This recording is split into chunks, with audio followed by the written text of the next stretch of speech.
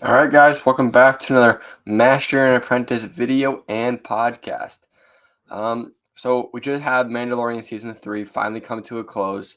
Today we're here to talk about it, kind of give you our rating. We had never reviewed or broke down season 1 and 2, so just kind of I'm not gonna break it down, but I gave season 1 a 7 out of 10, and I gave season 2 a 9 out of 10. So with that in mind, we'll get right into season 3. Kind of start, the pacing was off for me. It felt like some episodes, like the first 2 or 3, were just, it might have been just the first 2, but were great. They were fast paced. Felt like every single time they were going to do something, the next episode they were literally going to do that next thing. Like there was no waiting around for the next thing, like in Boba Fett or Andor, where it took an episode or two just to go do the thing they said they were about to go do, right?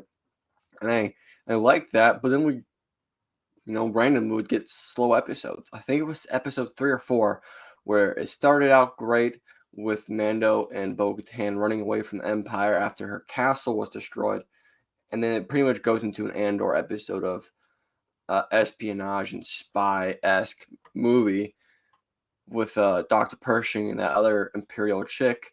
It was like an Andor episode. I was like, where the heck did this come from? And then kind of after the series ends, looking back on it, that was kind of a wasted episode. Like we didn't need that whole episode to get that much character depth and arc on those two characters. Like maybe half an episode would have been fine, but we wasted a whole episode in an 8-part series. So with that, there's some things that were like great. For instance, the Order 66 scene that we were kind of being teased in the trailer. It was a great scene. Freaking loved it, man. Like, it was one of my favorite parts of the series. But also looking back on it, it was like, why was that so hyped? Because they never really touched on Grogu again. They never really touched on like Order 66, Clone Wars stuff like that again. There was no more flashbacks for Grogu. It was kind of out of place. I liked it a lot. But in the whole series, it was like, well, why did we get that now?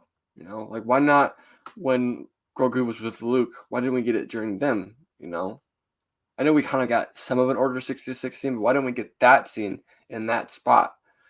It was a little bit of a weird. So there's a lot of love-hate with this. As you'll see, I loved the antagonist part of it. I don't want to go too far into spoils, but it was kind of pointed at that we were beginning the return of Moff Gideon. And the antagonist for the show was pretty much Moff Gideon and the Empire. But it felt too little too late. It felt like they didn't really come in at the right time. It felt like they should have been introduced much earlier on in the show because they were only introduced in like the 6th or 7th episode. So we didn't, or a 6th or 5th episode. So more than a halfway point. So it just felt a little, like I said, too little too late. It's like, wow, this doesn't seem like this is super dire now. We have a bunch of other stuff going on. I liked it. I liked it a lot. But the same thing with the Mythosaur. The Mythosaur was great. It's like we all freaked out. It was awesome to see the Mythosaur, but then it was never really touched upon. And that one's fine because we know at the end of it, we kind of see it again. Okay, the Mythosaur is going to be returning in the next Mandalorian or Bo-Katan series. But it's in the same aspect where it's just like, why did we get this? This doesn't seem like it was relevant to really the rest of the show. And with all of that going on, I felt like Mando and Grogu were taking a backseat for most of the show. There were some parts like episode 1 and 2 that episode 1 and 2 are my favorite, to be honest, because they were actual Mandalorian episodes. But like after that, it really felt like Mandalorian and Grogu weren't the protagonist of the series. It felt like they were a side character for a majority of the show. It felt like Bo-Katan was the centerpiece of this whole series, which I don't mind her being a big part of it. But after a 2-year waiting period for the return of Mandalorian and Grogu, it's a little weird that they're not as important as they should be. Especially since Grogu's being returned. We got his departure in season 2 and then his return not long after. I felt like, okay, they just really want him back on the screen. And they really didn't make him important at all. It was just weird. With that, the resolution came too early, in my opinion. That like everything was too easy. Besides, like I don't want to spoil it, but besides one of the Mandalorians who died, felt like there was really no struggle, no battle.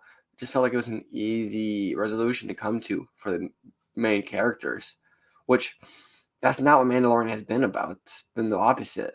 In fact, something that Mandalorian has been doing great at is its resolution sets up the next season, or it sets up something else in this galaxy, right? It doesn't just end, because it never does in Star Wars.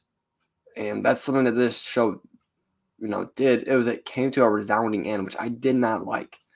I didn't like that. We're like, okay, they're done for now. They're going back on their adventures. There is no more threat for Mando and Grogu. I didn't like that. I thought that was a little bit whack. I like that everything we've ever gotten has kind of at least set something up.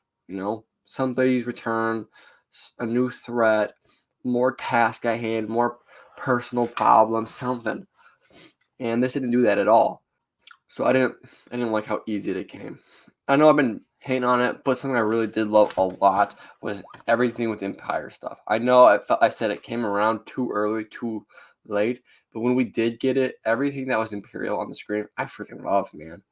The Moff Gideon stuff, the Commando Stormtroopers, the espionage, the Shadow Council, all of it was super freaking cool. The Praetorian Guards, I loved all of it. There was not one point I was like, that was dumb.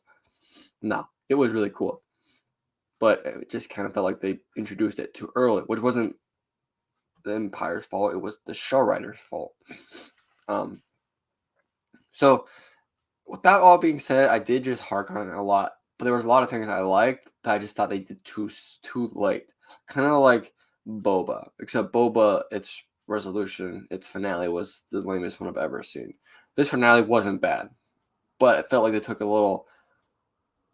too much time to get there, and I also felt like they got there out of nowhere, right? I hated the Jack Black Lizzo episode, not because I hate those people, but just because I didn't really have a place in Star Wars. Star Wars has never been about, these cameos for actors and actresses. In fact, Star Wars has really made names. It's never really been about having big names in it, right? So that's something I didn't really like about that. And the super stupid super battle droid running around like a commando droid was like the most angering thing to me in the world, right? Like I'm a big Clone Wars fan, so I've watched all the Clone Wars. That was like that made no sense, and it's frustrating because it was Dave Filoni and Jon Favreau's project, who have kind of worked in the Clone Wars department. They knew what they were doing. I just didn't like that. I'm starting to lose more respect, not respect, but respect for his work for Jon Favreau, because it seems like he's just, there are reports that it's not his fault, that it's Kathleen Kennedy meddling in his projects, and I believe that is true. But this is 2 projects in a row where it just felt like, that wasn't really what we expected. I kind of missed. It was average at best. And this was a little bit above average because, the Mando part was boring and really didn't seem important. The, Bo-Katan stuff seemed awesome, and the Empire stuff seemed awesome. So, with that being said, I'm going to give it a 7 out of 10. I know that is, like, you said season 1 was 7 out of 10. Season 1 was pretty boring, in my opinion. I know a lot of people liked it, and I did, but it wasn't like a resounding yes. So very similar. Although I know season 1 was all about just Mando and Grogu, and this one was about not them at all. I just kind of got the same vibes from both of those seasons. Season 2 was the best by far. I love season 2. They did it right. They made it, the main characters important, but they also kind of gave us, Star Wars cameos and Bo-Katan for the first time in live action, Ahsoka, right? All these other things, Thrawn's name being dropped. And it felt very important, consequential. Nothing in the show felt everything felt inconsequential, to be honest. And maybe that's just the vibe. Maybe I'm just, being toxic about it. And maybe I need a cool down about it. But it did feel like the pacing was off. A lot of things were just off. They could have done things a little bit sooner, took some things out, and it could have been a lot better. But what we did get wasn't awful. I did like it. 7 out of 10. Do recommend watching. So I did like it. I hope you guys enjoyed it. Let me know what you guys thought of it down in the comments. Don't forget that subscribe, like, comment, and download and follow if you're on podcast. And with that, we'll see you guys in the next one. Peace.